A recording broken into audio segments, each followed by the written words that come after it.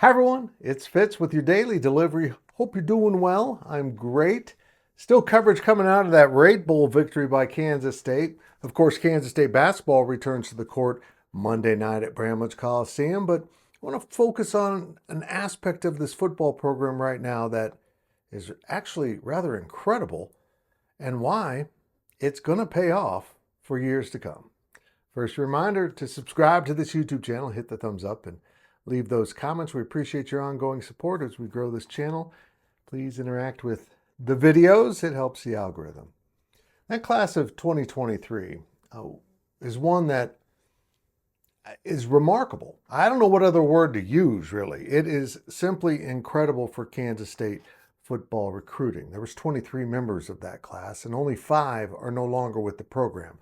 Now think about that. In the era of the transfer portal and guys just maybe not being good enough, only 5 out of 23 are gone. And one of those isn't really gone. It's just Camden Beebe had to retire due to injury, and he's still coaching with the program. So that's only 4 players that have transferred out or left the program. It's pretty amazing. But who is in this class is even more remarkable because you saw the guys on the front page that I featured with this. The obvious ones: Avery Johnson, Austin Romaine, that middle linebacker who is growing into an all Big 12 level guy, and of course Jace Brown at receiver. But that's only part of the story. Out of those 23 guys, I have counted up 14 that have contributed in some way to this program in terms of starters, okay? Including Asa Newsome, who's been injured twice, and I still think if he comes back from those injuries just fine, is going to be a remarkable player. Let's go down the list of these 14, and excuse me, I'm not memorizing this one.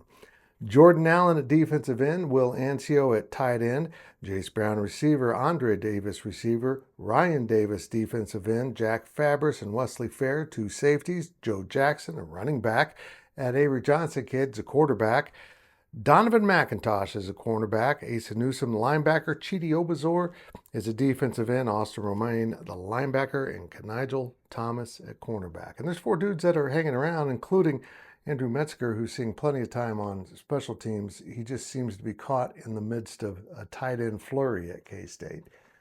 Folks, that's incredible. If you look back through the history of probably most football programs, but today we're talking about Kansas State, you're lucky if half survives after a couple years in your recruiting class. And that doesn't even mean half are actually producing. Who knows how many are actually producing, but to have more than half of a class that would be true sophomores at their oldest. So we're talking true sophomores, such as the 3 guys on the front that played as true freshmen, or that redshirted like Joe Jackson, who's now stepping into a big role at running back for K-State.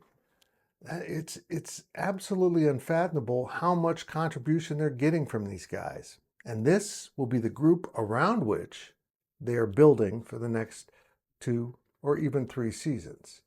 That's right. This group will keep offering success and quality play for years to come and give them a foundation of players around whom to build, because that's going to be very important as the 105 roster limit hits and players continue to hit the portal, and they don't have as many spots to go to now and are just getting left out. So the players you can keep, the players that actually contribute, are really building blocks of your program. And Chris Klieman has some very good building blocks. And there's one other player who, while not technically in that class, would have been if he'd actually signed with K-State as a committed player instead of Colorado, and that's Dylan Edwards. So we'll count that as number 15 out of the class of 24 that's contributing in big ways to K-State football.